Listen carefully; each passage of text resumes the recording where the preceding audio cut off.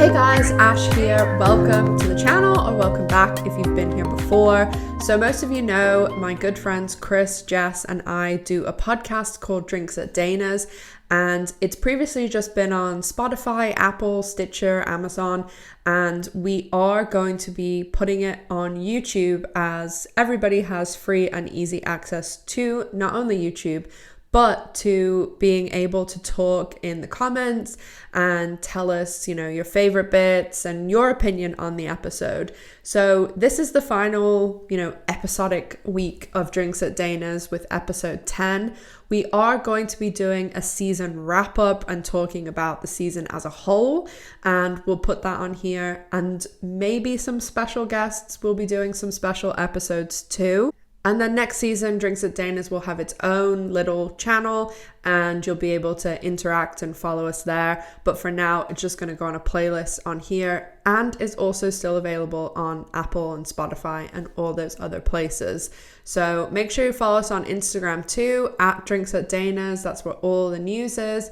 And so if you have any questions, thoughts, feelings, let us know down in the comment section and let us know what you thought of episode 10.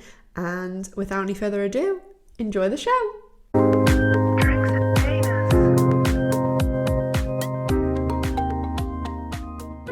Welcome back to Drinks at Dana's, where we're discussing the final episode of season 2 of L Word Generation Q. This episode 10 was entitled Last Call. This is Jess from the L Word Online, and as always, I am joined by Chris and Ash. Hey guys. Hello. Hey. I am calling in to you tonight, or this morning, I guess, from Boston, where it's a little after 1 a.m. Jess is the one taking Drinks at Dana's on tour. Right, the traveling show. Where's she going to be this week? Yeah, now you're in Boston. Where are you heading? To Egypt. It's, as usual, just after 6 a.m. here. It's pitch black because now we are entering the cold, dark, hard winter of the UK. Yeah, daylight savings threw me off. I was here an hour early, chirper. Like, I'm ready. Ash is like, I'm still sleeping. As if all of the time zones aren't awkward enough that I have to keep in my head from family, friends, this show, and now it's that awkward period where it's like this country has gone through daylight savings and this one hasn't, so you have to have like your other set of time differences. Jess is in a different time zone. I know, we're all messed up this week. She's coming to you via her phone because she didn't have a microphone. Didn't want to bring a mic to Egypt, Jess. Oh. Didn't have a lot of spare room in my luggage for, non-essentials. That's totally a lie. I brought so much stuff that I didn't. Or what were you guys' impression overall of the episode? So I have a feeling that fans of the OG series really probably loved this episode because it was a hot freaking mess. Oh yeah, this episode was so OG the L Word. I can't even, not in a good way. I know, it was like a dumpster fire, right? In the way where I feel like 3/4 of the way through the episode, every scene I'm like, what's happening? How much I was like that. What's going on? Did I miss some episodes? I feel like when you and I used to watch the show together and we'd have to pause it after every scene to be like, do you understand what's happening?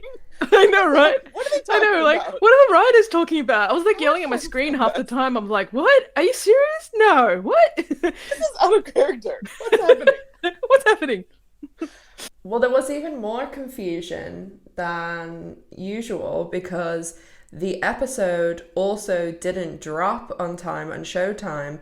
So everyone was waiting at midnight, and by 1 a.m. it still wasn't up. By 1 a.m. I went and made an account with Stan in Australia to watch the episode. Because we're the only ones that had it. Because I talked, when it wasn't working, I started sending emails to Showtime, anyone I knew being like, help, emergency. This is an emergency. And yeah, people, especially because for me, like I was up and it's like it normally ends at 5 a.m. here, so I was awake, whereas some people were like waiting to watch it to go to sleep. So there, I think it went up while I was watching it. So I think it went up about 2-3 hours late. But you know, lesbians all around the world were It's outrage, especially in our Facebook page. Ash, you should have taken that time to be like, hey, Showtime, this is why you give out screeners. Well, actually, I was gonna be like, "Hey, Showtime, you know, when stuff like this happens, see how I put out a message that was like, hey guys, it's not you, it's Showtime. There's something going on. Do when you love this like middle person, you know, because I'm kind of doing that for free right now." So, you know, if Showtime is listening, we are, you know, we have a few advertising spots available for next season. Yeah, I have also volunteered after this episode to be the official keeper of the timeline in the L Word. So, because that job is needed. Good luck with that. That's all I have to say about that. I feel like we had 5 different timelines in just this episode. I feel like every character, like a different amount of time had passed since the previous week's episode. But like it felt like for like one character it's like the next day, but for another character it's like surely like 5 weeks has gone by because yeah, like Bette and Pippa, like they're living in like a fast timeline. Yes, Bette and Pippa, and they were talking about something like, oh, I don't even remember. It was like, oh, I love how you always do something. And I'm like, always? How many times? They've been dating for 3 days.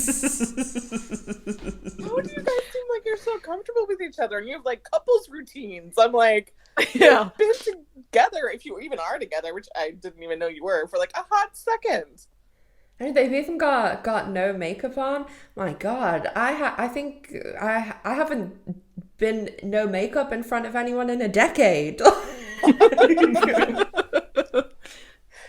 Oh my God, Ash, if you do the whole like timeline, can you have it behind you on like this giant board with strings and things? Ooh, I'm gonna have a project now. The season is over. Look like the chart on a whiteboard or like, yeah, with strings and stuff. Yeah, man, it was just all over the shop from the get-go. Like, one of the first scenes is Alice is talking about, like, going away party, and I'm like, what? Where's she going? I know. Why is she going? What's I know. happening? I'm like, so confused. It took me a hot second to be like, wait, she's throwing herself a party for going away for 12 weeks on her book tour? And I was like, oh, okay, I guess that's an Alice thing to do. To be fair, it is completely on brand for Alice, but I'm like, I'm so confused because I'm like, this is just like the show's hiatus, right? Like, there's no, I don't even, like, normal people aren't like, we're having a going away party when I'm taking, you know, the summer off or the winter off. There was weirdly a British Bake Off reference, which probably not that many people got because it was so. Who said it? Alice. I only got it because it's such like a cultural thing. Like I don't even watch like. Was it something to do with the ham? No, British TV. A bit, but. No, it was Alice when she came off stage and she had all that flour all over her. She said, oh, Paul Hollywood told me I had a soggy bottom. And on that show, that's like one of his things. If they like make cakes and stuff, they're always like, that makes sense now. I was like, something with her ass. I was like, okay, something happened. Well, but it's actually what Mary Berry says it too. I thought it was like a funny double entendre, but I didn't hear the name drop reference. So yeah, he's like this. I didn't know who he was. Yeah, I think it's like a straight thing because I think he looks like a garden gnome or something, but he's perfectly pleasant. He's just like a regular boring white guy, like with a beard, like a small goatee beard that like. I have to Google him. I feel like I know who you're talking about. I've seen British Bake Off. It's an anomaly to have a straight guy who like bakes, right? So have you been to the UK? Oh my God. It reminds me of like when Chris and I travel and we play our favorite game, Lesbian or European. Oh, did you? I put this thing on Twitter like literally 2 weeks ago, and I think it was at the prom. Yeah, it was around the prom episode, and I said, "Oh yeah, in my high school in America, I like wasn't out like earlier, but I used to get away with like making out with my girlfriend because people would always just be like, 'It's Ash, she's European.'" Like, that's like some sort of huge explanation. Say hello to all my girlfriends. Yeah. It's customary. Yeah, no, for us, it's like, I feel like in a lot of cities, you can spot a lesbian by their haircut. But in Europe, it's like, oh, that alternative hairstyle is totally, there's just, oh, look, there's her husband and her 3 kids with her. Yeah. With like the haircut and the footwear. So we start off with Tess, Shane, Alice, Micah, Sophie staging like an intervention for Finley. And I mean, I think we all suspected that it would kind of go off, that like Finley's not going to say yes immediately and go. She's in pretty strong denial. Yeah, I didn't think it was going to go well. No. I mean, I think it they never normally... do. Yeah, I feel like they normally don't the first time until that person has a time to think about it, because I think that first you're really just surprised and shocked by like, oh, what's happening? Like she said, what did she say? It was like a really bad surprise party. Well, and hurt. I mean, that you feel like you're being ganged up on. Like everyone's attention is on you, and it's always and just that fact that you realize that all your friends have basically been talking about you behind your back. You know, and notice that something's. And also, like the thing you've been hiding, they all know is like they know about it. Yeah, but I was kind of with Sophie on this one, where when she said it felt too soon. Yeah, I mean, generally, like any sort of, I've dealt with a lot of addiction issues, family, friends, all that's like in every angle. And I feel as though, one, either people are a lot better at hiding it, because I feel as though there are some people that I could say, oh, so-and-so is like a functional alcoholic or something, and they would be genuinely really shocked. And I think that kind of isn't spoken about enough, that there is so many people who are really high functioning addicts, because a lot of the times people see stuff like this on TV, like Finley, and think, oh, that's what an addict is, like going out, really falling over, getting DUIs, like getting hit by cars, all that stuff, when it's not. Like, I know people who are, huge earners, who are really directors and things of companies, and they do it in the privacy of their own home. Like, you would never know but they do have a really bad addiction. So and then also you have the other side of those people know they have a problem. Like, if you ask them point blank, like, there's not, I think that strong sense of denial when it is kind of something you do in private, because it's not quote unquote normal to go home and drink a bottle of vodka every night. But it's just, I think obviously they had to make it a bit more like show and tell, because it is TV. And yeah, and I mean, I totally agree with you. And I think that previously we had seen Finley like shotgunning beer in the kitchen in the morning, like in secret, and like hiding the cans and stuff. But in this part, especially the latter half of the season, it was instead like, going out and getting drunk, kind of like heavy partying, sort of more so, instead of drinking in secret. And so that to me is a little bit different. I kind of wonder if I agree.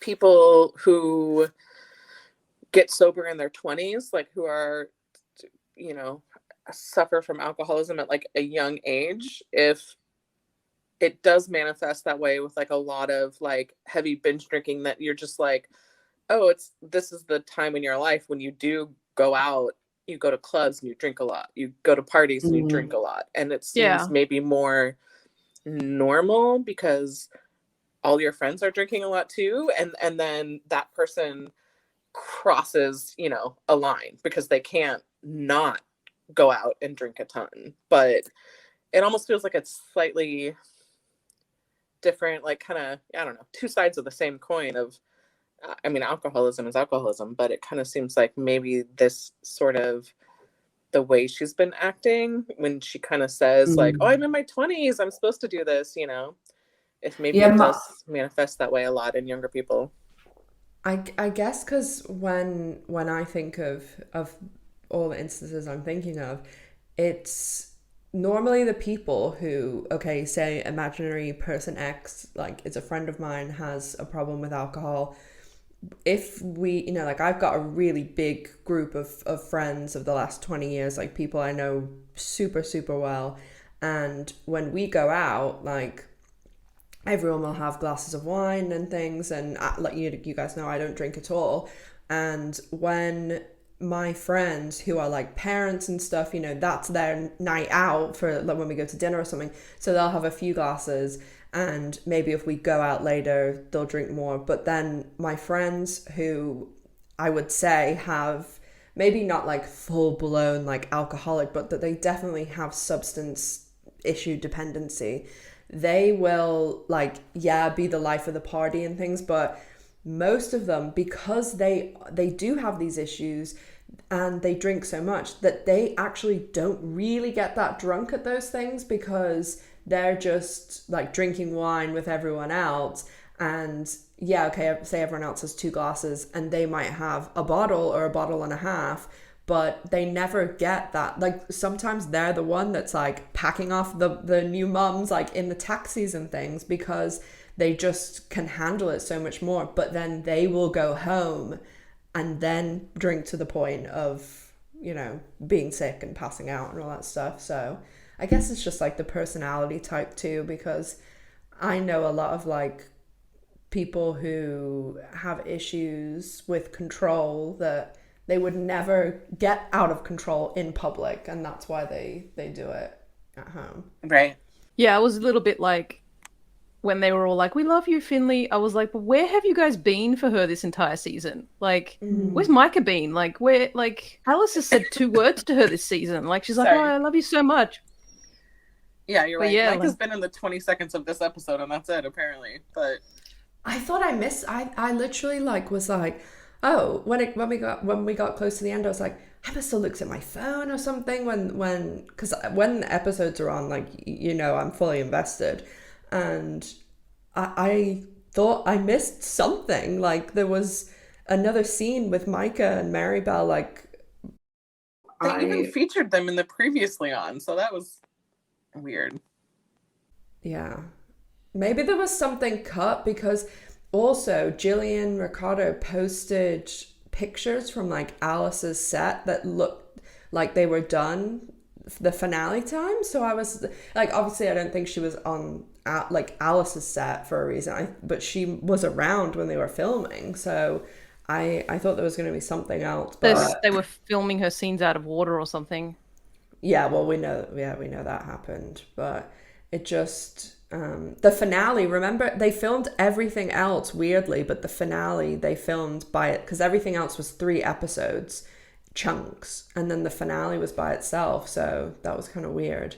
But yeah, Chris, you're right though, that like Finley's been largely on her own this entire season, and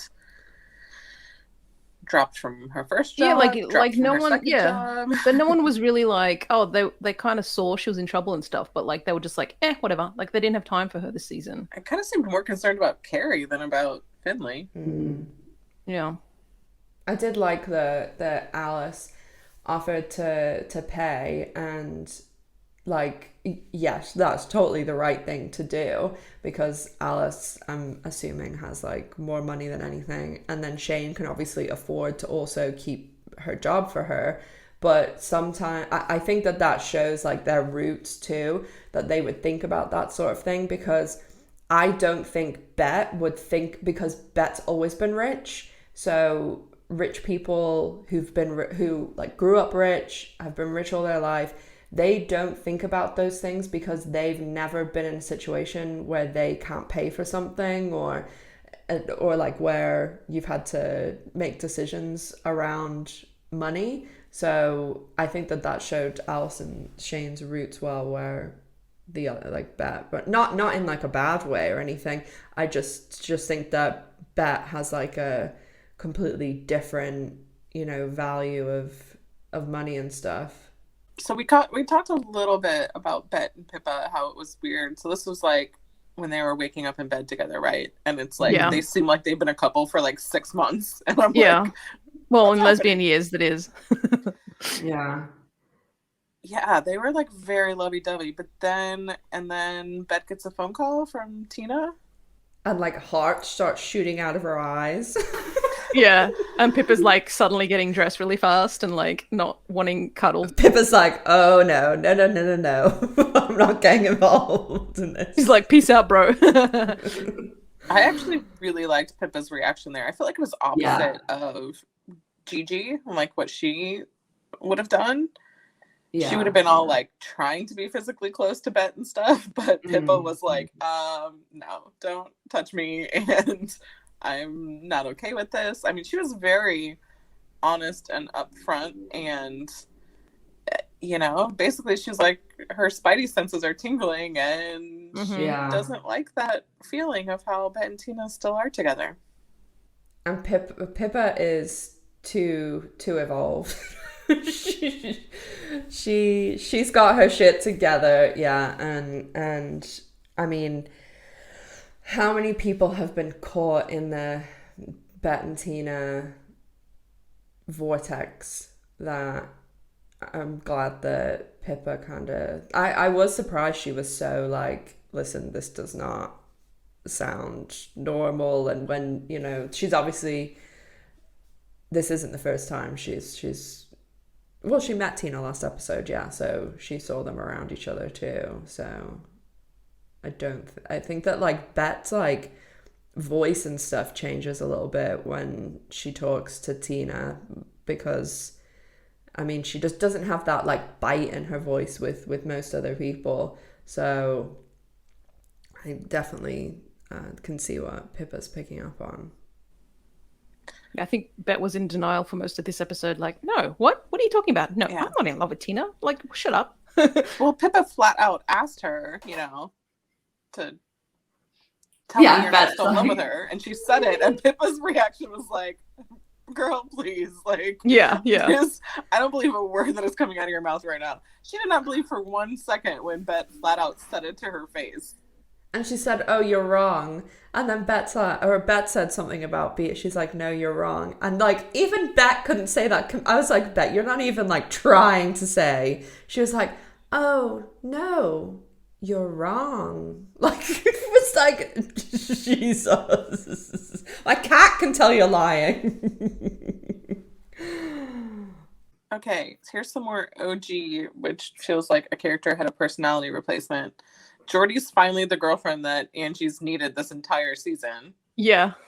She's all supportive girlfriend now. Yeah. Well, I mean, she was great. She was actually really great. But I feel like, I don't know, maybe I need to give Jordy the benefit of the doubt when she said that excuse she said about how she was avoiding Angie because she didn't want to let the secret out about the promposal and stuff like that.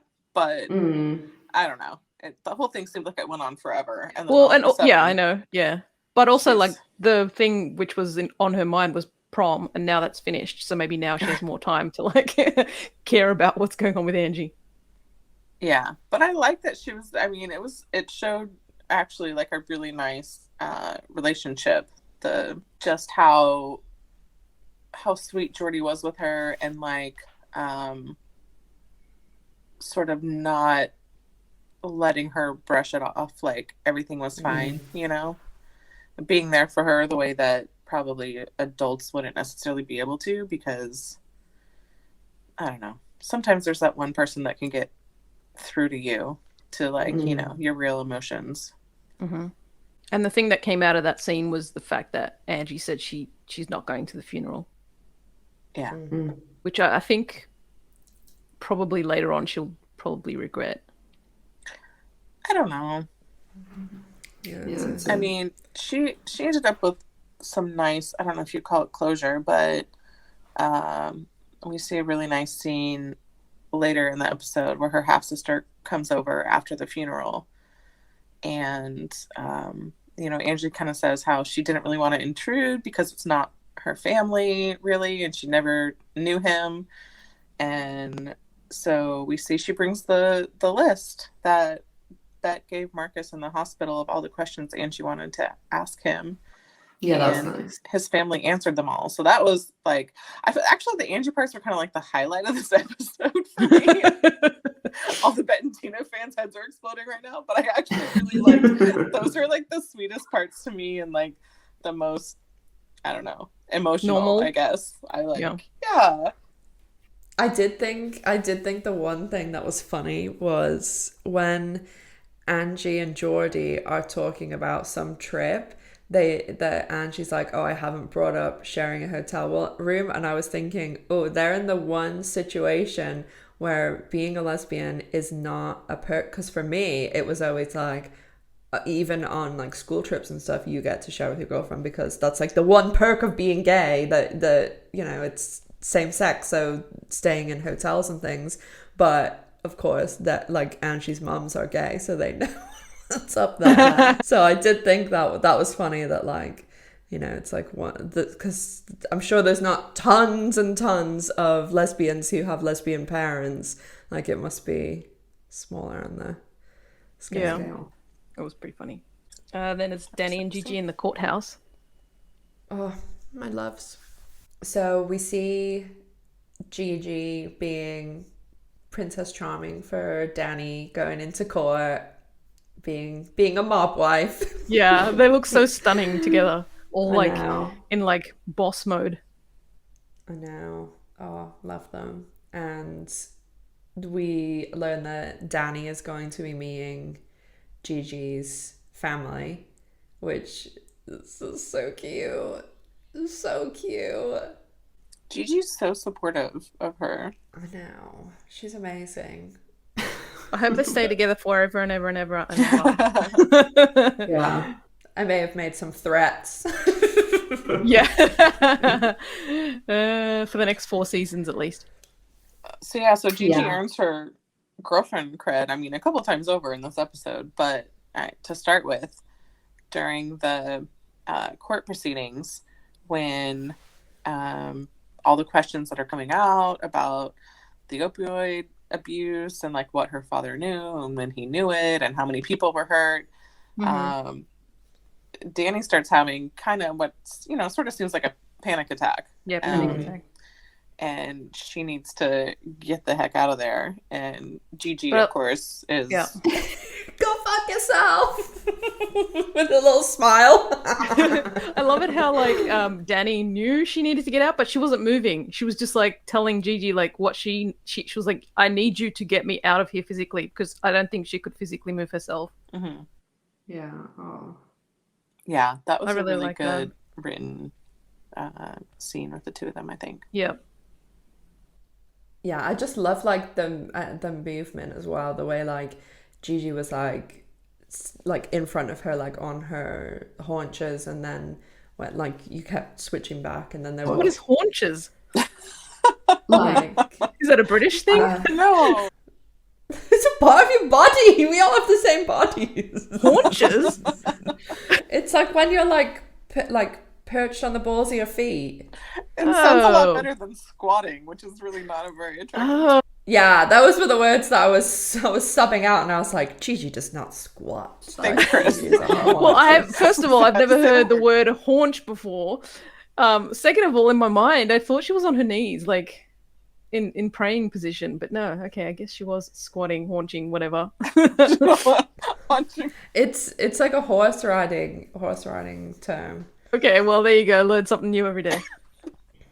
But yeah, it was cute that she like brought herself down to her level, because she could have easily been sitting next to her or something. Yeah, yeah. And then I just loved when they're walking out. Gigi's got this huge smile on her face. Like, go fuck yourself. I was like, as soon as they walked out and the lady was like, we're going to hold you in contempt of court or whatever, I was like, oh, that's coming back to bite her. See, I obviously we'll talk more about this at the end, but I generally was like, oh, they're never going to do that. So I thought that was coming for sure. I thought they would like tease it, but I am glad they went there because I kind of thought it was an empty threat. I'm like, how do you hold someone in contempt of court when like they've left the court? Like, well, they will would because how it happens on SVU. Call Eileen Chaikin. But they said that she was subpoenaed, so doesn't that mean that you have to show up?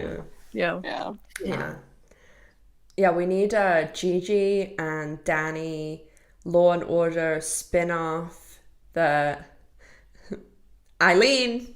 Or another version of the prison episode from season 1, Locked Up. Or Orange is the New Black. Dani can go through Orange is the New Black, and then we have Gigi on the Law and Order side. Gigi becomes an attorney to free her wronged girlfriend. This is writing itself, guys. It really is. It's like Law and Order lesbian tarantulas. Like I'm like dunk dunk. These are the stories of the gays. Yeah. I'm sure Leisha Haley still has a script somewhere from The Farm. I have it. I'll lend it to you guys. The scripts that Chris posted yesterday after the... Yeah. Oh, I haven't gone yet. A whole episode talking about Locked Up, and I was like, I have the episodes. I have all the script episodes, and I was like, they cut out the best bits. So I quickly posted them on my Instagram. The Word Online on Instagram if you want to check it out. Shameless plug. I know, right? But yeah, man, it would have been so funny. But no, they cut it out. Shane and Tess next. Shane and Tess. This was another WTF moment for me. Like, at first, okay, so the scene starts. They're in bed again. And this is weird, I always think about Chris now when Shane and Tess are together, like, because I'm on the other side of the world closing my eyes and being like, like, I wonder if you're going to like them any better now. And then halfway through the scene, I'm like, nope.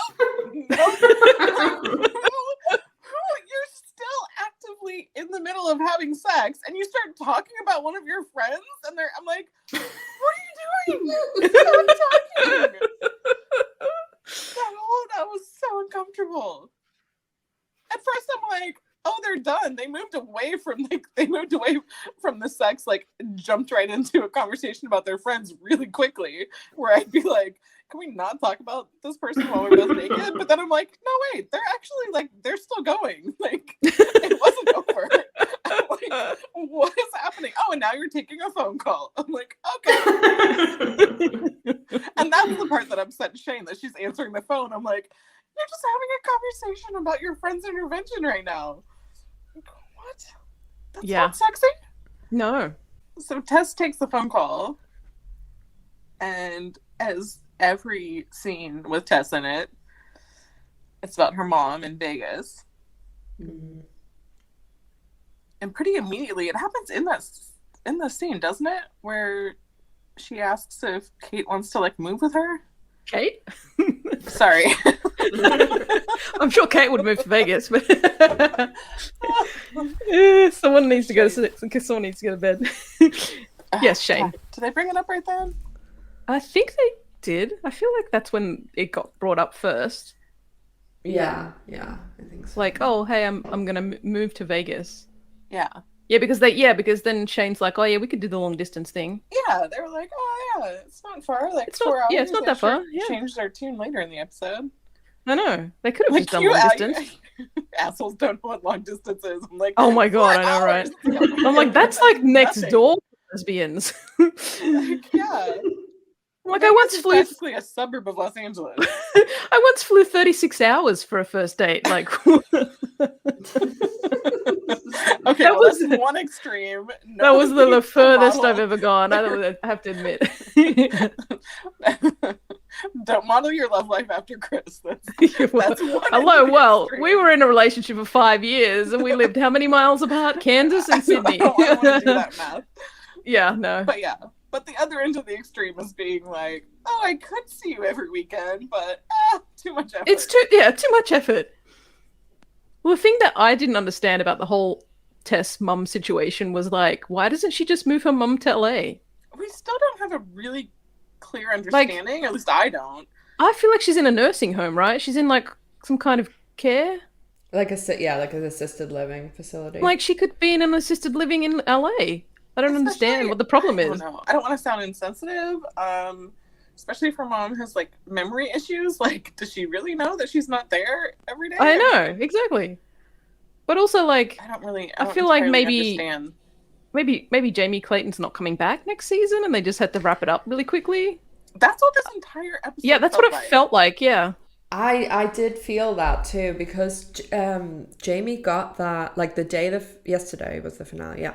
It came out, that thing about Hellraiser came out, and then she's you guys watch Roswell, like, you know, she's popped up on a couple of other things lately, so no, I just was thinking that maybe they left it like open, or because weren't sure if she was. Yeah, I would think it's really strange if Jamie Clayton wasn't bumped up to series regular. Maybe this is like the explanation for it, because she's dating Shane, who's, you know, one of the lead characters, so the majority of time that Shane is on screen, because they work together too, like, she's gonna be there, and pretty much everyone is like a lead now except Jamie and Laurel, but Laurel, you know, doesn't, if she wanted to be a lead, she'd be a lead, you know. I feel as though this was like saying this for a reason, like, because otherwise I don't know whether it was just like drama for drama's sake. That was like part of the choppiness of the episode to me, whereas like the first season we had the cliffhanger, and then in the first episode of season 2, it was kind of like, oh, let's sum up all the stuff that happened while we were gone. And it kind of felt like they were sort of doing the reverse, where it's like, we're going to try to end all the storylines now. It's like, I don't know. I felt like everything was left open. I felt like nothing ended. Yeah, I felt like everything was, but not in a like a kind of way, but more like writing in outs for everyone. Yeah, in case they couldn't come back. To write in those outs, like in the next season, like, oh, what you didn't see. It's just going to be kind of like, oh yeah, we teed up all of these for you. Well, yeah, but they can always do classic Elwood, what they did with Marina, and just be like, oh yeah, she went crazy, and what was it? She checked herself. Literally. She's like me. She just like gone. Bye. Wow. But it was weird that when Shane and Tess were in the bar, and like Shane was like, oh, I was enchanted by you from the second I met you, and I was like, were you? Like, can we rewind that and watch it again, because I did not see that at all. I feel like that's the writers going back again and trying to. What did you call it, Ash? Something about revisionist history, or what? Yeah, looking at the past through rose-tinted glasses, but revisionist history. Yeah. Yes, that one. I felt like that's what they were doing. Yeah, I mean, we're all revisionist historians, aren't we? And then when like Shane was like, I'm in love with you, I was like, what? Like, I yelled at the screen. I'm like, this is Shane we're talking about here. I'm like, she does not say I love you first of all. And like, it feels like they were got together for like 2 days. And she's like, I'm like, I feel like it's the writer's mission to get every single character to say I love you by the end of the season.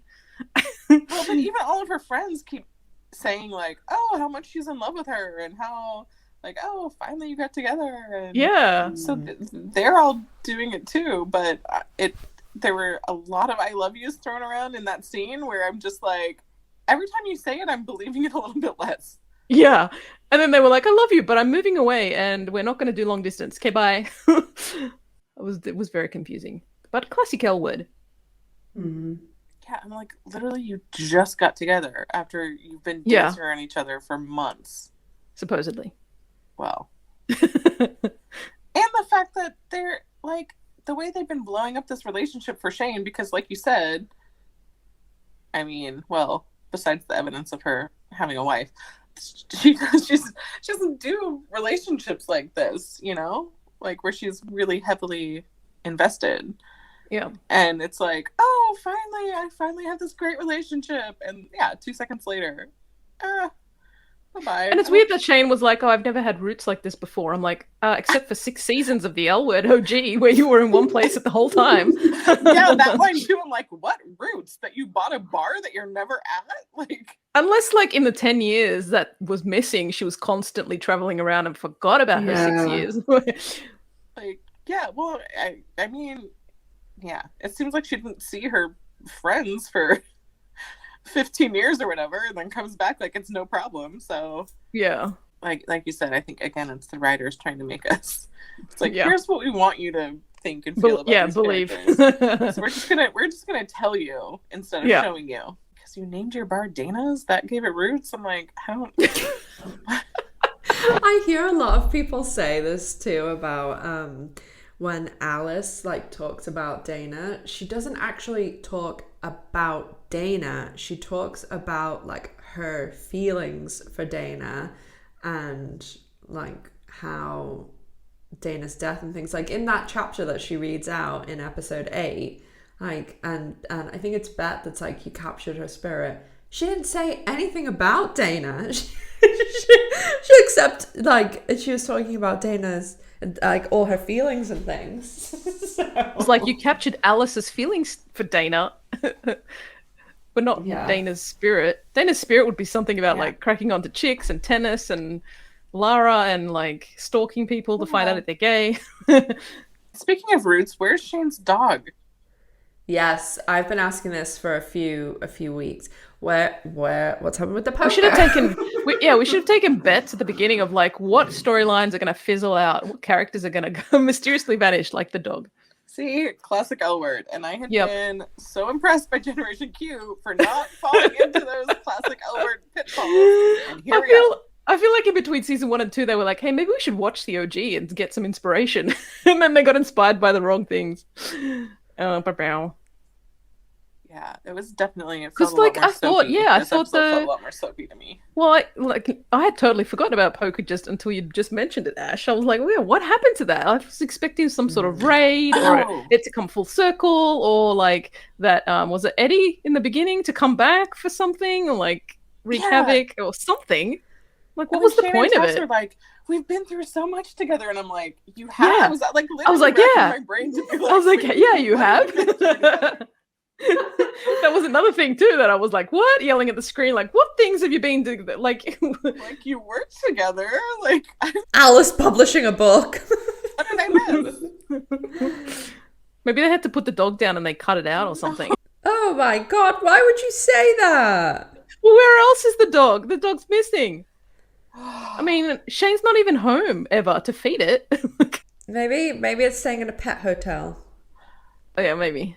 It is LA. Yeah, we haven't seen Shane's home at all this season, have we? Oh yeah, we don't know where she's staying. Maybe she's just sleeping in her Jeep since she lost everything in the divorce.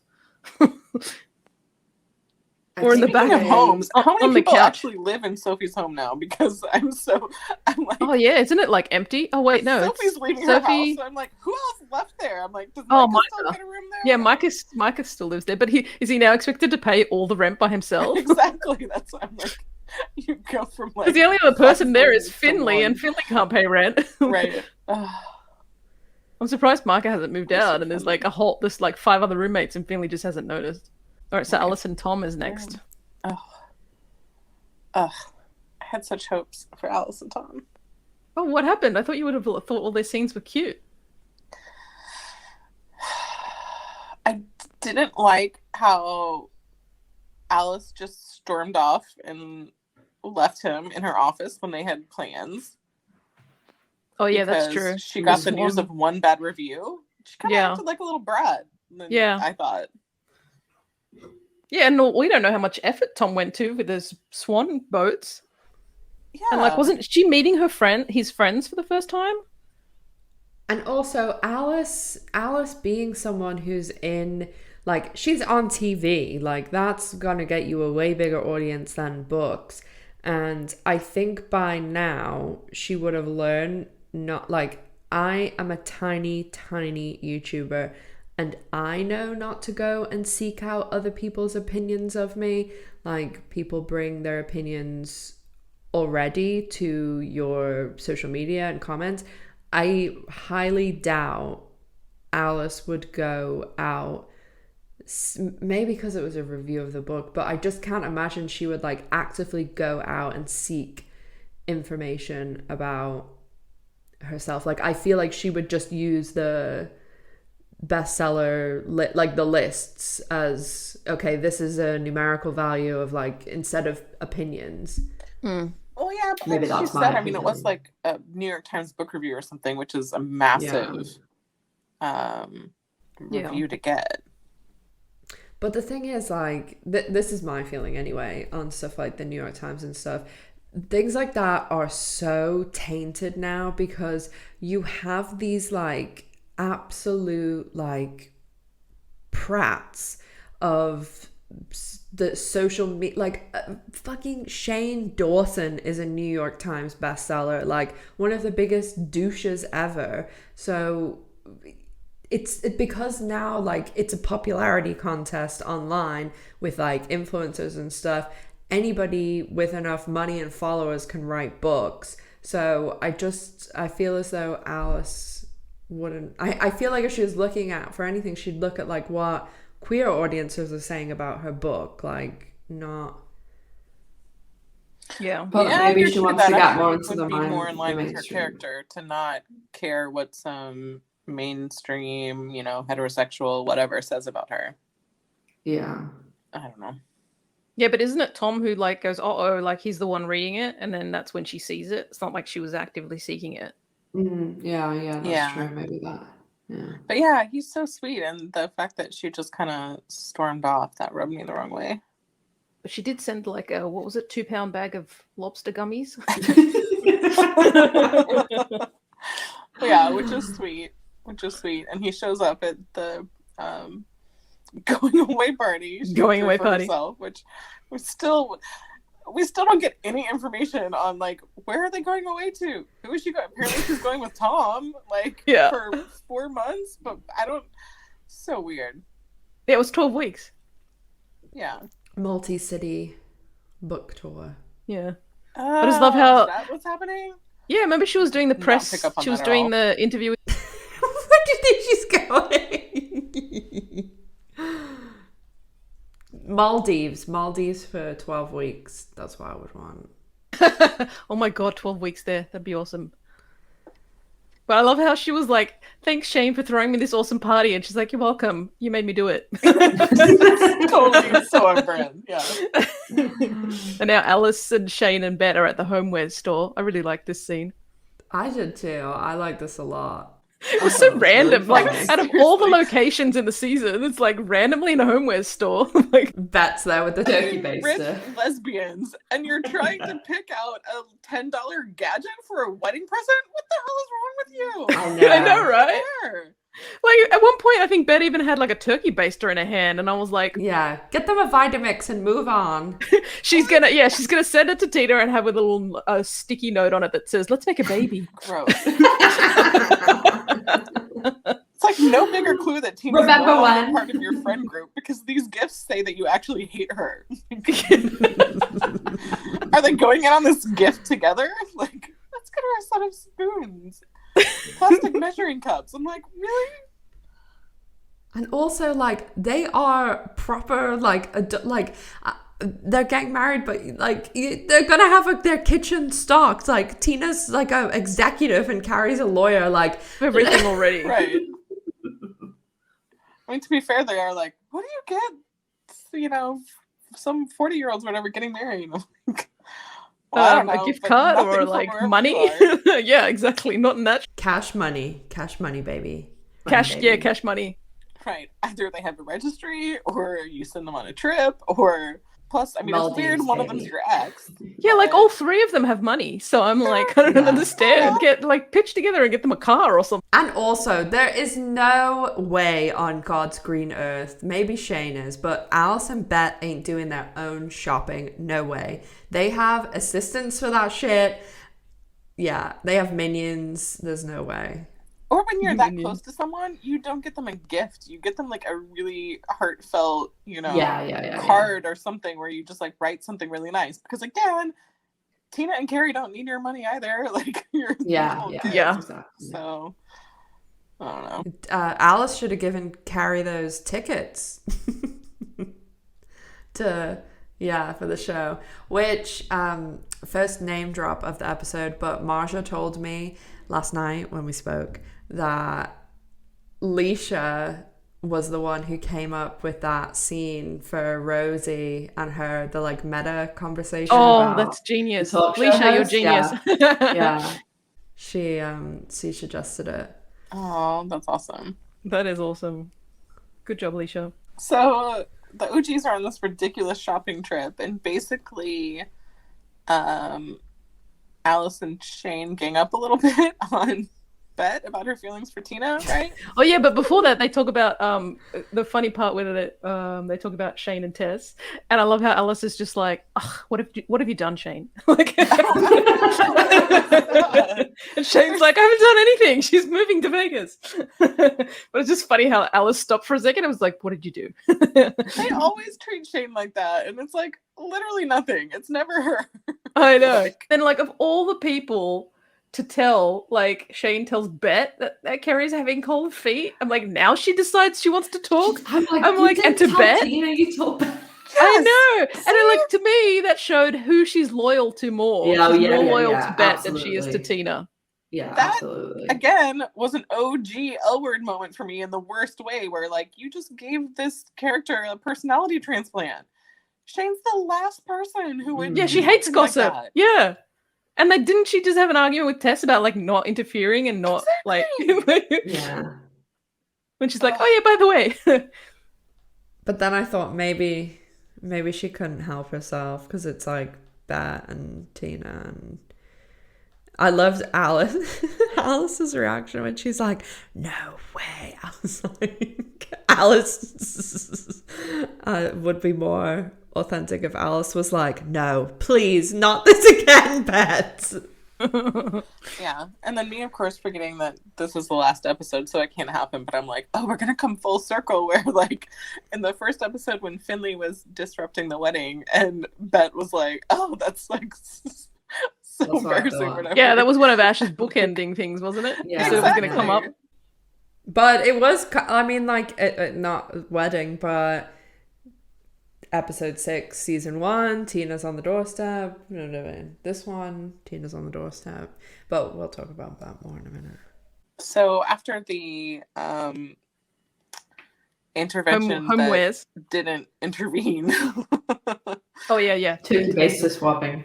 And honestly, Sophie didn't seem that into it. I mean, she wasn't really part of the group. She didn't really seem like she wanted. Yeah, she sat on the outside. Yeah. So Finley comes home to Sophie, and they seem like, oh, they might be kind of okay. Yeah, okay. Like a little bit of forgiveness is happening, and Finley's gonna make them some mac and cheese, and then they share a kiss, and it's like immediate. You can tell that Sophie can taste or smell the alcohol on her, and it just changes. She like recoils. Her acting in this, actually, as Sophie, has been pretty great, I think. Mm-hmm. Yeah. Which is interesting though, because I used to date an alcoholic, and they did an excellent job at hiding the taste. So I don't know if Finley secretly like wants to get caught to get help, or if that's the thing that, like I was saying before, people are really good at hiding that sort of thing because they know that if they're close to you and you can smell it, or they know like, oh, if I'm taking the trash out and I pull it out of the plastic bin, like the stuff moves around and you can see in it, and it's like you're hyper aware. And I talked about this, like, I think recently when I was talking about when you're really like overweight, like you're hyper aware of how far away is the car, and like, oh, how big is the booth in the restaurant, and things like that because you're wired that way of being overweight. And it's the same thing with like alcoholics, or because that's your brain's like one of its biggest functions in your day is figuring out how to get alcohol or whatever it is, and how to hide all the things that come with it. Mm-hmm. Yeah, I'm kind of hoping that there is more background to like why Finley's drinking in season 3, because like, or the future seasons, because I just feel like at this point in time she has no real reason to be drinking unless it's like past trauma, because she's got everything that she was like, she fell off the wagon after the wedding, after she'd sobered up, and now she has no real reason. She got Sophie and they should be happily ever after now, but she's still drinking. So I'm like, there's got to be an underlying, something's happened, something. And so I'm hoping that they're going to unpack that next season. Finally, yeah, which I thought we were going to get this season, and we never did. But I feel like maybe they found out there'll be more seasons than they thought they'd get, or something like that. So now they're just stretching it out. That's my theory. Yeah, and it kind of, I mean, maybe Finley doesn't feel like she has to hide it so much, because I mean, as far as we've seen, she's only been confronted like a few times, like 2 or 3 times. It's not like, like you said, besides Sophie, most of the other people have sort of ignored it. Yeah, and like when she got the DUI, I mean, like Sophie was just as plussed as she was. Right. So she could easily go, well, we were both drinking. Like, it's not I don't have a problem. We're just in our 20s and we're drinking. Yeah.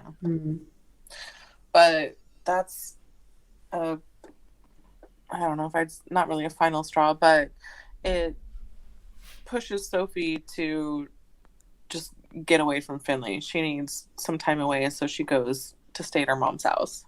Yeah. What's that face, Ash? I was thinking about something. Hearing something? No, I was thinking about something that Marsha said to me when you said about the Spanish speakers.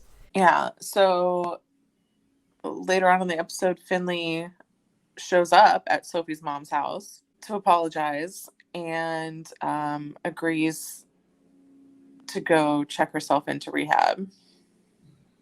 And there's a nice moment where Sophie takes her there to drop her off.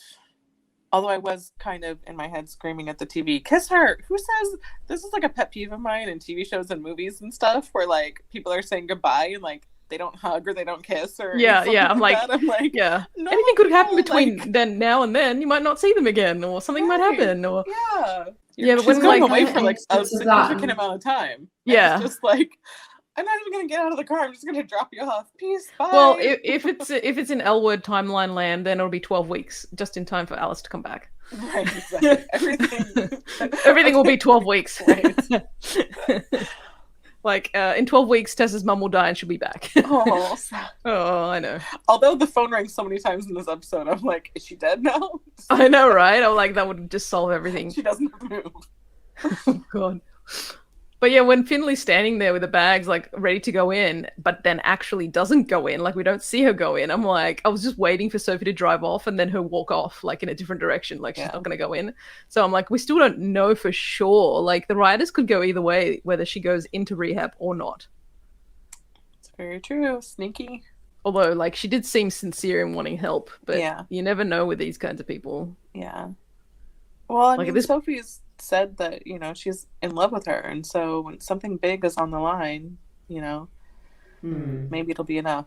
But honestly, when she turned around, I was just like, oh, you need to run back to the car and kiss her because you forgot. You with your soap opera endings.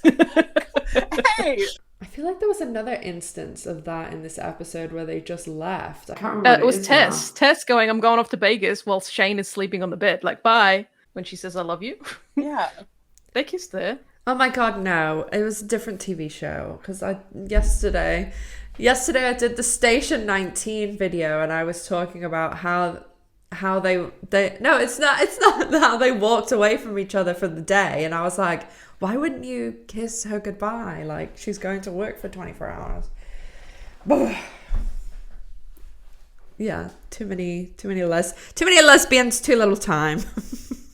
I feel like when you haven't had enough sleep, which you haven't, obviously, everything is going to be melded into your brain into one.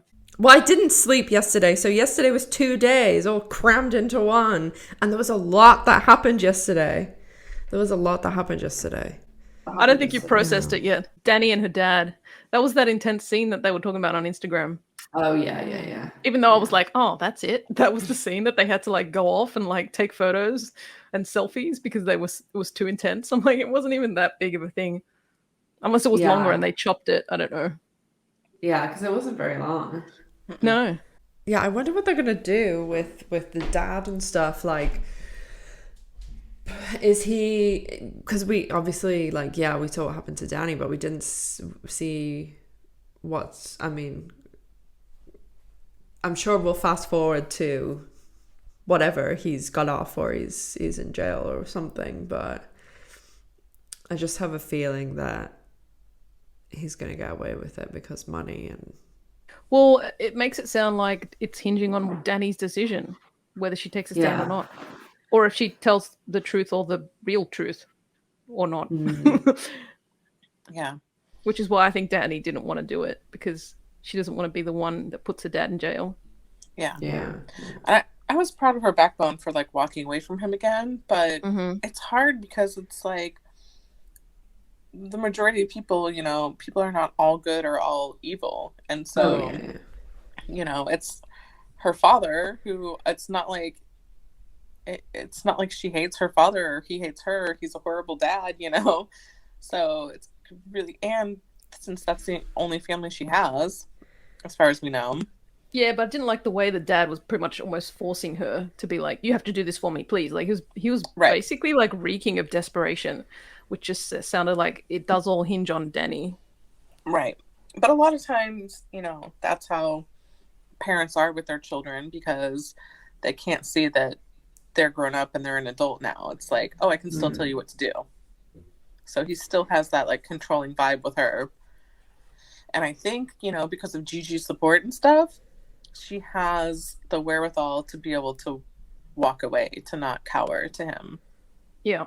Which is why I think Gigi's way better for her than Sophie ever was. Mm-hmm. Yeah. Oh, yeah. And especially because, like, the thing what you were saying, Jess, like, when there's, like, all that mess tied up with, like, Dani has lived, like, a very privileged life, and then, like, her whole financial everything is tied up in the company, too, and it's weird whenever you, like, everybody grows up and then realizes, oh, my parents aren't these perfect human beings. I mean, some people way before other people. And that also depends at, like, what level your some people's parents are, like, literally, super well off, very together, like perfect mom, perfect dad, and they, raise you really well. And then other people, it's like the child is completely parentified and, they realize very young that their parents are dysfunctional people.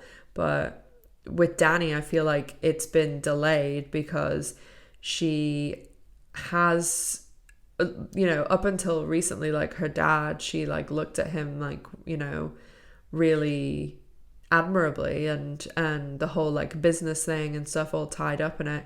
So I feel like this season she's like come crashing down to earth with like seeing her dad for the real person he is, and not just like, oh, this great dad who's given me a life of privilege. So yeah, I think it's good that she has Gigi and stuff. Like, I don't think that she would. I think maybe she would have been bullied by him and she would have just taken the stand and like said he was innocent if Gigi wasn't around. Mm-hmm.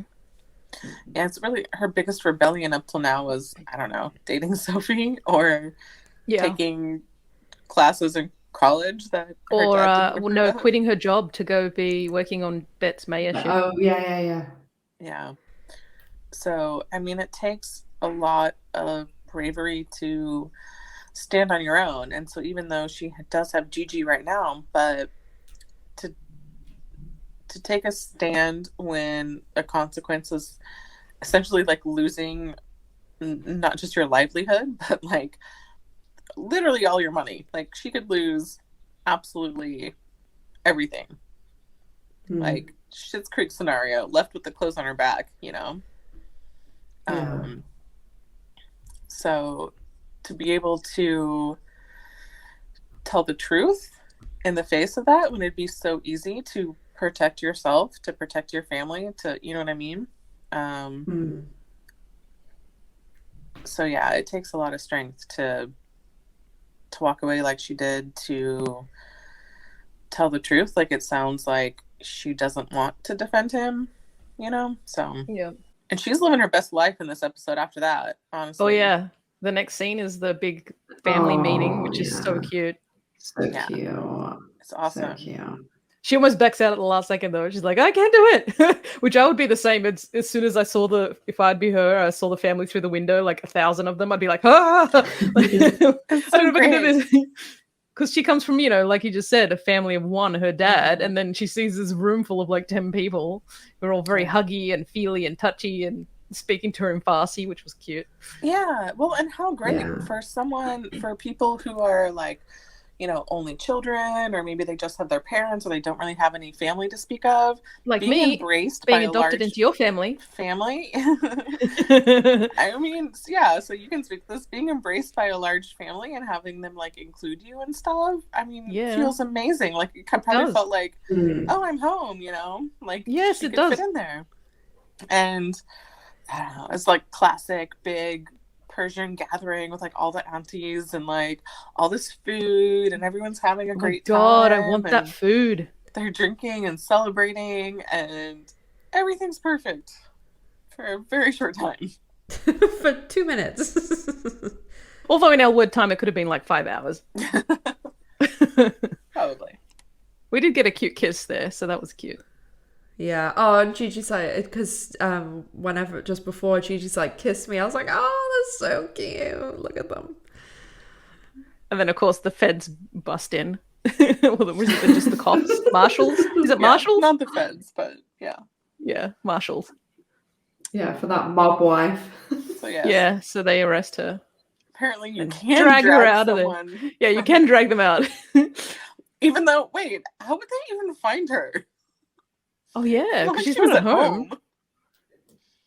I mean, They go through her social media and be like, see that she RSVP'd yes to this dinner. Oh, yeah. So... Wonder what's But I loved how in the background, like, Gigi was obviously trying to be, like, stopping them because you could hear that one marshal go, don't touch me! Don't touch me! Get your hands off me! Oh, Gigi. Gigi will be storming the jail. Yeah.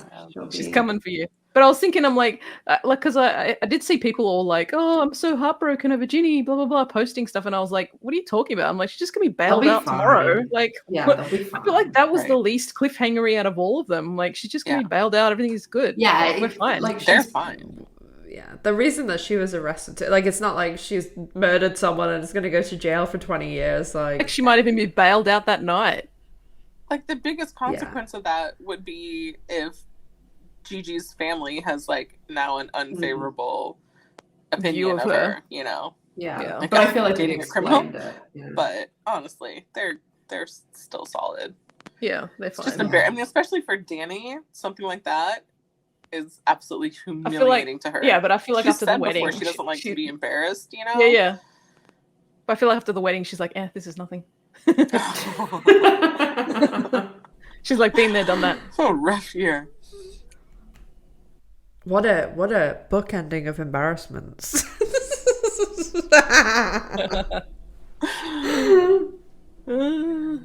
And And then just quickly before we go on to Bette and Tina, what about Alice and Tom on the plane? She finds the ring. Again. Yeah, what was that? Like, what? I don't know, because I was like, and also like I was confused because what was that picture we saw, the promo picture where Alice is looking at a woman, and you can only see the. Oh, it's the air hostess. Oh, because there was no. That's what I thought it was. Anyway, there was no shot in it. I just thought when I saw that was Nat. Some people said that. That's so like it does not look like Stephanie Allen. But it's just the back of a head. Like you couldn't tell really. I don't know. But it was just a bizarre thing. Like that didn't need to happen on a plane. Like that could have been sitting anywhere. Like I don't know. It was just weird that they were on the plane when it happened. Well, none of it makes sense. Just another location that they needed to like get. Again, this is like I don't know. And it's like a TV trope. I feel like I felt taken advantage of as an audience member in this episode. You felt molested, abused, abused. Like, come on, writers! Like this is a little bit lazy now. Let's be honest. Yeah. What show have we not seen the like surprise engagement ring box in, or like the misunderstanding? Yeah. First of all, they've been dating for like half a second. I'm not even sure if they had an official date because they've been so like on again. Well, they had the lobsters getting together, set the lobsters free. Cheated on you, and now I'm mad at like I totally did them together, but they're literally just starting. Yeah. And so it doesn't make any sense at all that Tom would want to propose, but it also doesn't make any sense of why someone would be carrying around an engagement ring. And also in a jacket pocket like that, where that's gonna fall out. Like, and also like when you go through an airport, like you have, like going through the metal, like he would have to take it out. I feel like, so why would you carry something knowing that you actually no? He would have just put the jacket on the X-ray with it in the pocket. Yeah, I guess, but I'm like, I feel like you would put something like that in your luggage. To the person, I don't know. I feel like it'll be like a silly. It's gonna be something totally innocuous, like or in he was asked to be the best man at his friend's wedding, and he had to pick up the ring or something. Yeah, or it's totally in true L Word fashion. We'll just never find out. there'll be no resolution because the next season will take place 6 months later, and none of it will be relevant. But again, I felt like they're setting us up to drop characters. Like, are you just putting this in here so, like, to give Alice an excuse to break up with him or something? Yeah, it totally does feel like they left everything like that. Like, oh, will they, won't they? Will they, won't they? Yeah, like, oh, we don't have to see Tom again. We don't have to see Tess again. Like, oh, let's just make it super easy to write out all these characters. I know. I wish they'd just do the typical soap opera thing and just be like, the part of Tess will now be played by blah, blah, blah. And it's a totally new actor. Like, I get. Oh, what episode would be complete with our little mascot? Yes. Oh, yeah. Would you like to comment on Bette and Tina? Is that why you got up? Yeah. Okay. I feel like with all the cliffhangers and like the, are we going to see Carrie again? Are we going to see Tom again? And Tess, blah, blah, blah. I feel as though they can't, not like they had to do that, but because when they finished the show, like season 3 was so, is it going to happen? And then also when they finished filming, it was May. So it was May. So that's, really far when they're thinking about doing contracts or whatever. I think that if they're filming season 3, they'll be filming it in February, I think. Yeah. But word on the street. But from like May to, they're probably now starting contract renewals and if someone's going to come back. So, you know what I mean? Like that's a really far in advance to, it's if they start filming in February, it's pretty getting close to a year, 9 months of, they'll be doing all that stuff hopefully now if we're getting our 3rd season. But they can marina anyone at any time anyway. Yeah. All right, shall we get to the big Bette and Tina finale? Yeah. So, Bette earlier in the episode has been. Oh, we haven't talked about the character. Yeah. So, Bette is at Alice's going away party, and so are Tina and Carrie. And it seems as though Bette is kind of sizing them up. Which I feel like she was like observing, like trying to like see what Shane said about Carrie, and then I feel like she was going to do whatever she was going to do anyway. I feel like she's just on her own mission. Yeah, and then she goes over, sees her opportunity when Carrie goes to the bar. I know. I'm like, Carrie's gone for like 2 seconds to get like if someone's like gone to get a drink. Let me just have this full on conversation with you while they're gone. It's going to be a minute max that she's gone, and she wants to have this full conversation. Yeah, enormous, like life-changing conversation. It was pretty obvious that Carrie's going to walk right into the middle of it when she comes back, and she's getting a drink for Bette too. So rude. Yeah, Bette. She had to get in there, and she basically says to Tina like, oh, if you showed up on my doorstep, like, would I want to try again? And she gets cut off again because they've been interrupted twice in the 2 episodes, and Bette is asking Tina, why did you ask me if I'm still in love with you? And then Carrie comes over. but just before that though, like I loved how Bette was like, her sentence was something like, I don't mean to overstep, but she just goes blah, blah, blah, blah, blah, blah, blah. Because like basically Tina had just shut her down. She's like, we're not having this, I don't want to have this conversation. Yeah. And then she just, I'm just going to keep doing whatever. I'm like, she's so selfish in that situation because she's like, Tina's obviously like over it at this point, doesn't want to talk about it anymore. Bette's like, well, I want to talk about it.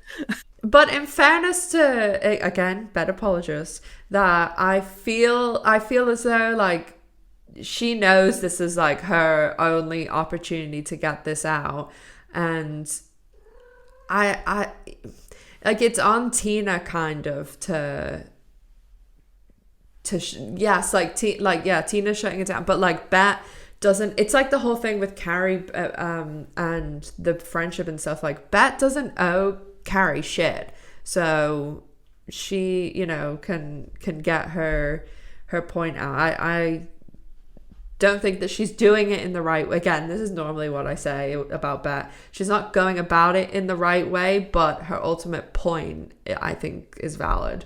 And Carrie overhears Bette basically trying to like win Tina back.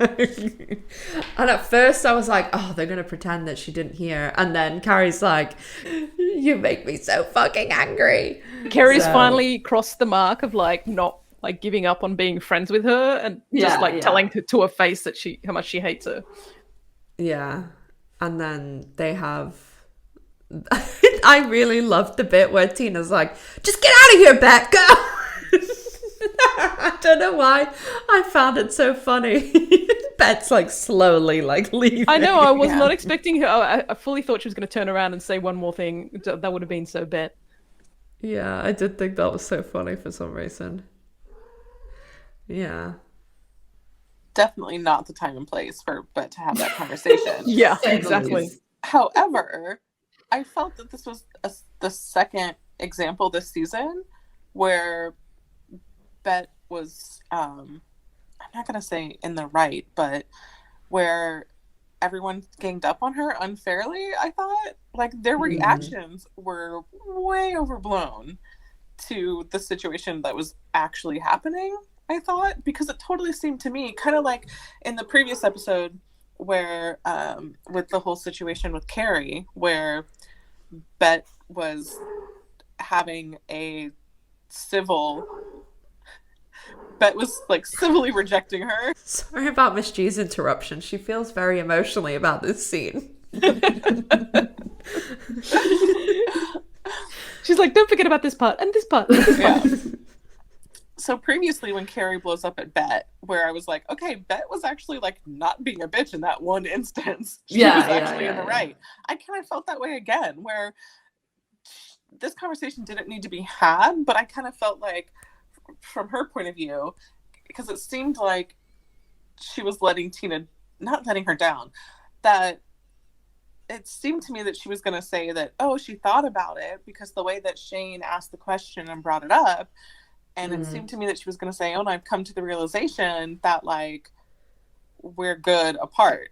And because it seemed to me that it was going to be like, she said, I want both of us to be happy. She said that she's in this great relationship with Pippa. Tina's about to get married. I didn't think she was trying to blow anything up in that scenario. I just kind of I think she was just wanted concerned. to give Tina her blessing in a way or something like that. Well, plus she'd heard that, you know, Carrie was having cold feet. Maybe she was just concerned. Yeah, but then, like you said, she had watched her during that event, and it didn't seem like to me that she was gearing up to be like, oh, I want you back, let's be together. I mean, that'd be even stupider to do while your significant others are I felt right like there.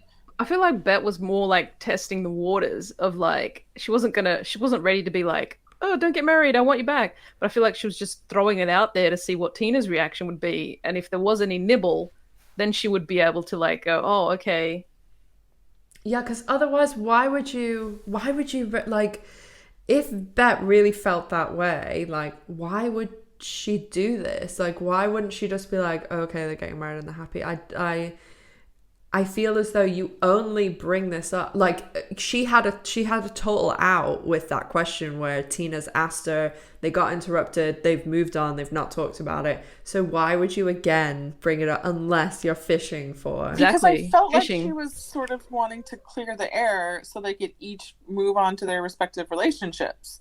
Because the way that she was saying it was like, oh, I've thought about it since Shane asked this question of, you know, what would you do if Tina was on your doorstep saying you want to get back together? And she's like, oh, it made me think about it, and I realized, and then all hell breaks loose. But it sounded like she was going to be say like, oh, I realized that, you know, I'll always love you, but this is not the right time for us, or something like that. You know, I will always love you, but, you know, or like, you'll always be in my life because we're parents. I didn't think it was anything that she wanted to blow up their relationships.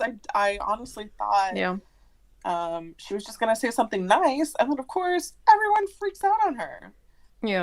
And plus, this episode proudly brought to you by people overhearing things that they shouldn't and standing behind them. Totally overreacting. Now people were standing behind her. But I feel like she didn't say anything bad in that scenario. I don't think so either. Carrie, Tina, and Pippa are like, oh, we're done, you know? Like, maybe it's just their last straw in a long line. And of course, Tina's pissed because she thinks that Bette wrecked everything, but I'm honestly like, dang, she was just having like a conversation. Just let her have the freaking conversation. Let her at least say what she wants to say before you know, accuse her of whatever you think she's doing. Well, I feel like Tina just had a knee-jerk reaction there, and that's why she was snappy, because that's why she shows up later on the doorstep, because she's had time to think about it and was like, oh, maybe I was a bit harsh. So maybe she's just coming. Yeah, because the conversation is like, if that's pushing Carrie to break up with you and be like, that's not Bette's fault. Like, it's there's obviously other stuff at play, but I don't know why Bette would bring it up and have the conversation. And maybe it is just the teeny little, you know, bit in me that's like, oh, but I feel like Tina's just there to apologize at the end. Yeah. Well, and I could see how the string of Bette's previous actions would leave everyone to assume that Bette was there to, like, declare her love for Tina and say she wants her back. But I honestly think it was the opposite that she was actually trying to do then. But it was like all her previous actions of like, oh, not being really into the people who she was with, and kind of seeming like she was waiting for Tina, and like hating Carrie and all this stuff, like that she hadn't let go of that relationship yet. She was still holding on to it. And I kind of felt like this was her, like she was getting ready to let go, which now is obviously not happening, because and then I felt like the rest of the episode, like confirmed what you said, that she hasn't let go, because then it's like, if that happened and you really were trying to say, Tina, like, I just want us to be happy, like, you know, I don't think we should get back together, then you would have left and you would have been like, Pippa, like, I'm the one for you, let's go to the CAC thing. Like, the fact that she didn't go to the CAC thing, like, really made me think. But she was on her way. But she didn't go in the first place. Like, she only was going because Angie was like, you should go because you work so hard. Like, she wasn't going to go before that. So that's why I was like, oh, she's written off Pippa now because... Oh, I didn't think that. I thought she just, like, basically got her hand slapped and was feeling, like... down in the dumps. Well, yeah. And she's already had these sort of volatile things with Pippa. And I didn't think that had anything necessarily to do with Tina, but just that, she basically just got dumped by Pippa. So why would she want to go? Yeah, because then you'd have to see her. And then they leave us with the flipping cliffhanger of Tina showing up on the Tina literally showing up at the doorstep. In true Elwood fashion, we won't ever know why she was there. And you know, even though I'm not like the biggest Gloria agrees. fan. She is very angry about this cliffhanger. She wants more.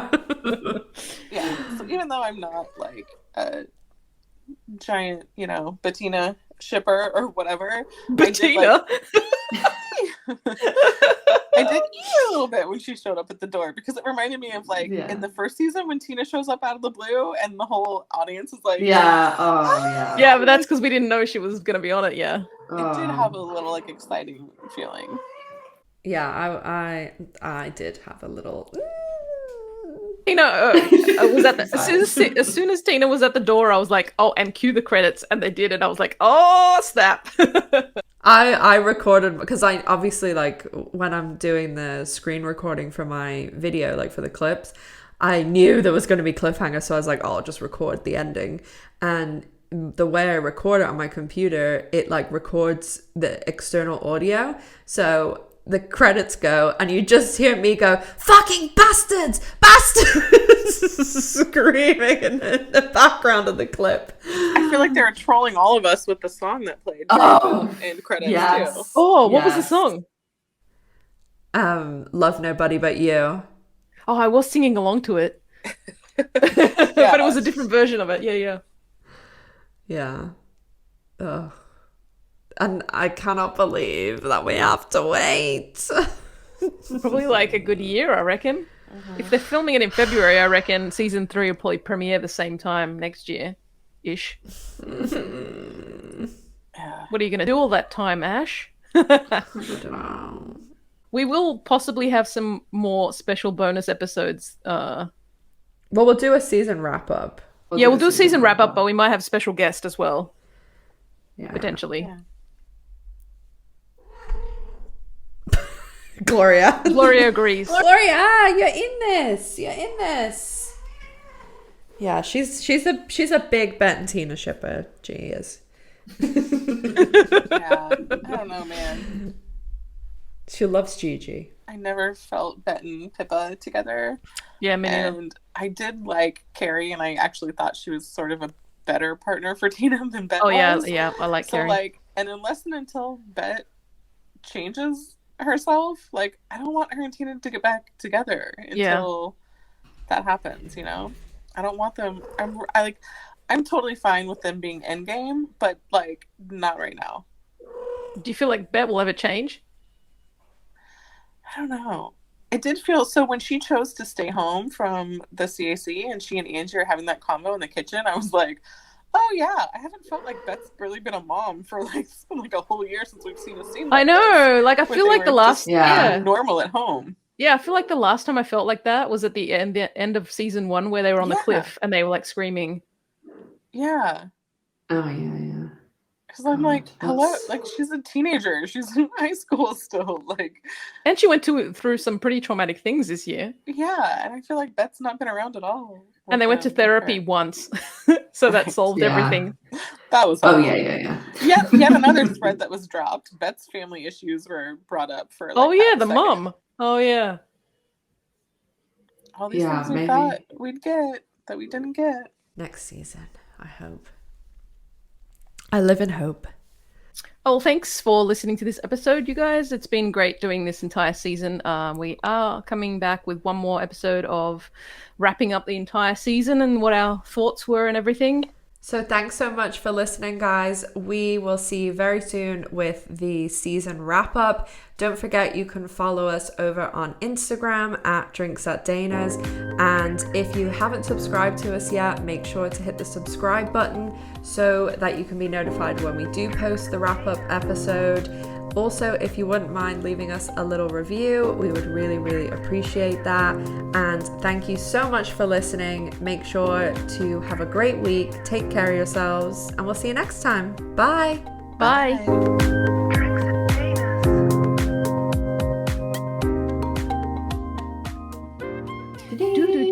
Drink Danas. That's in the bloopers now. Every time. Oh yeah. You cannot be involved in this.